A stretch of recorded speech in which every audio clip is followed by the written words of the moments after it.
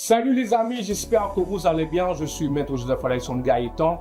Très content de vous retrouver une fois de plus pour vous faire la présentation d'une de nos vidéos à travers laquelle nous allons parler de la personnalité juridique. Vous êtes doté d'une personnalité juridique, ce qui fait de vous un sujet de droit à part entière.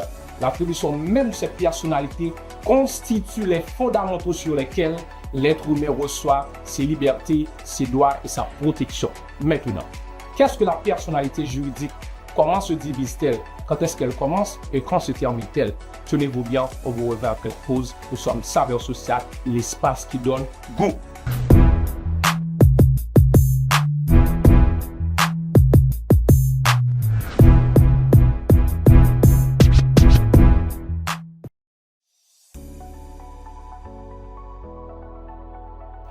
La personnalité juridique, c'est l'aptitude à être titulaire de droits et débiteur d'obligations. Seules les personnes physiques et morales ont une personnalité juridique.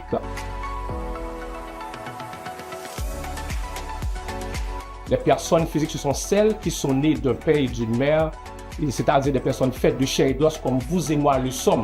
Tandis que les personnes morales, ce sont des fictions. C'est une sorte de groupement doté d'une personnalité juridique composé généralement de plusieurs personnes physiques réunies pour accomplir quelque chose en commun. Chez la personne physique, la personnalité juridique commence à partir de la naissance. L'enfant qui est né vivant et viable reçoit automatiquement cette attribution qui fera de lui un sujet de droit à part entière. Cependant, chez les personnes morales, la personnalité juridique commence à son enregistrement ou encore à la déclaration faite à une autorité publique compétente en cette matière. Une fois que cela est fait, cette personne morale se tient debout et est capable d'activités commerciales et financières, ce qui est différent pour les personnes physiques car elle doit attendre qu'elle soit majeure ou encore émancipée pour pouvoir exercer ses droits. Une fois que la personne physique est décédée, sa personnalité juridique s'éteint automatiquement avec elle. Cependant, chez les personnes morales, ça termine vraiment avec la survenance du terme ou encore à la dissolution de cette entreprise. Soit on se met d'accord qu'on ne va pas continuer ensemble, ou encore la faillite nous oblige à le faire. Dans cette vidéo, nous allons faire la considération de 3 exceptions. La première donne la possibilité à une personne en gestation, c'est-à-dire une personne qui se trouve dans le ventre de sa mère, la possibilité d'acquérir par anticipation sa personnalité juridique, tandis que les 2 autres vont mettre fin à la personnalité juridique de quelqu'un alors qu'on n'a même pas fait le constat de sa dépouille. L'enfant conceptus. L'enfant qui se trouve dans le ventre de sa mère, encore qui est en gestation, n'a pas vraiment un statut juridique. Il n'est pas une chose. C'est pour cela que la loi le protège contre l'IVG, c'est-à-dire l'interruption volontaire de grossesse ou encore l'avortement. Il n'est pas non plus une personne, parce que vous le savez déjà que la vie commence à partir de la naissance. C'est pour cela on parle de sui generis, c'est-à-dire sans genre. Mais cependant, si cela représente pour lui cet avantage, il sera considéré comme né au nom du grand principe l'enfant conceptus, car l'enfant conçu est réputé né à chaque fois qu'il y va de son intérêt.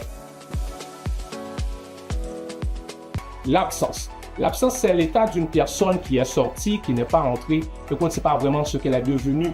Si après maintes recherches, la personne reste introuvable, ses parents vont devoir, dans le délai prévu par la loi, engager une procédure auprès du tribunal compétent par rapport à la matière et de sa juridiction, lequel tribunal va statuer pour faire la déclaration de l'absence de cette personne.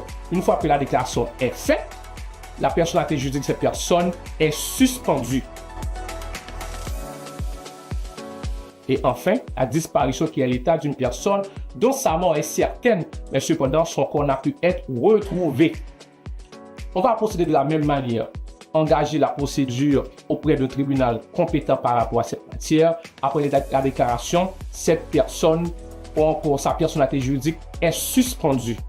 Merci à vous qui avez laissé toutes vos activités pour la visualisation de cette vidéo, au cours de laquelle pas mal de choses ont été conférées. Merci, merci, merci. Aujourd'hui, nous avons abordé un très beau sujet qui est la personnalité juridique, qui est définie comme étant l'aptitude à être titulaire de droits et débiteur d'obligations. Ensuite, nous avons parlé de la personne physique faite de chair et d'os, la personne morale qui est une sorte de fiction où on peut groupement de plusieurs personnes physiques. Nous avons parlé du début de leur personnalité et de la fin. Et ensuite, nous avons parlé des exceptions. Merci les amis, j'espère que vous êtes contents et satisfaits. N'oubliez surtout pas de vous faire abonner si vous ne le faites pas encore. Et ensuite, partagez avec les amis et vos commentaires. Au revoir, à la prochaine.